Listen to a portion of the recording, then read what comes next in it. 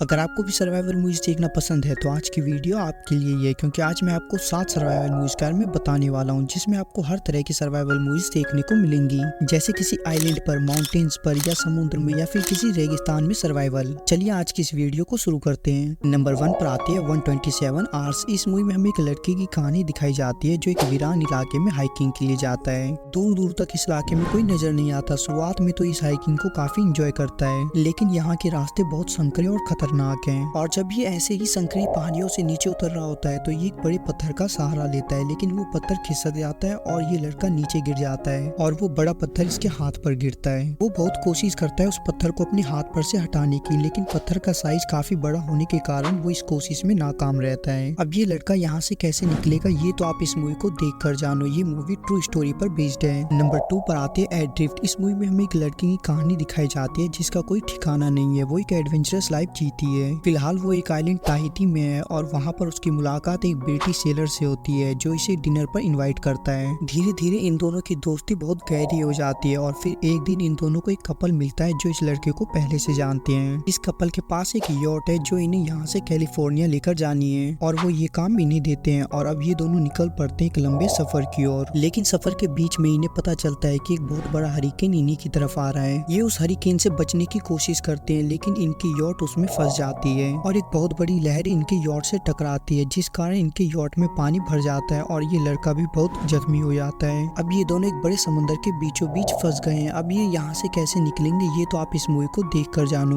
Number 3 पर आती है कास्टअवे। इस मूवी में हमें एक आदमी की कहानी दिखाई जाती है जो फेडेक्स कोरियर कंपनी में एक एम्प्लॉई है। उसे कंपनी के जरूरी काम से मलेशिया जाना होता है और जब वो पैसिफिक ओशियन के ऊपर होते हैं तो एक बहुत बड़ा तूफान आता है और उनका एरोप्लेन उस तूफान में फंसकर क्रैश हो जाता है। इस हादसे में सभी लोग मारे जाते हैं, लेकिन सिर्फ ये आदमी बचता है और जब इसकी आंखें खुलती हैं तो ये अपने आप को एक आइलैंड पर पाता है। अब ये आदमी इस आइलैंड पर किस तरह से सरवाइव करेगा और यहाँ से कैसे निकलेगा ये तो आप इस मूवी को देख कर जानो। ये एक बहुत ही बढ़िया मूवी है, इसलिए इसे एक बार जरूर देखना। नंबर 4 पर आती है माइन। इस मूवी में हमें एक अमेरिकन सोल्जर की कहानी दिखाई जाती है जो एक शार्प शूटर है। वो अपने एक साथी के साथ बेहद रेगिस्तान में एक बहुत बड़े आतंकवादी को पकड़ने आया है, लेकिन उनका ये मिशन फेल हो जाता है और वो तय करते हैं कि वो पास के एक गाँव में जाएंगे, लेकिन उस गाँव तक जाने के लिए उन्हें एक डेंजर जोन से होकर गुजरना होगा जहाँ पर माइंस बिछी हुई है। ये तय करते हैं कि ये इसी रास्ते से आगे बढ़ेंगे और ये आगे बढ़ना शुरू करते हैं, लेकिन कुछ दूर चलते ही इस आदमी के साथी का पांव एक लैंड माइन पर आ जाता है और वो माइन ब्लास्ट हो जाती है और जब ये आदमी अपने साथी की ओर बढ़ता है तो इसका पांव भी एक माइन पर आ जाता है और अब वो चाह कर भी अपने पैर को हिला नहीं सकता।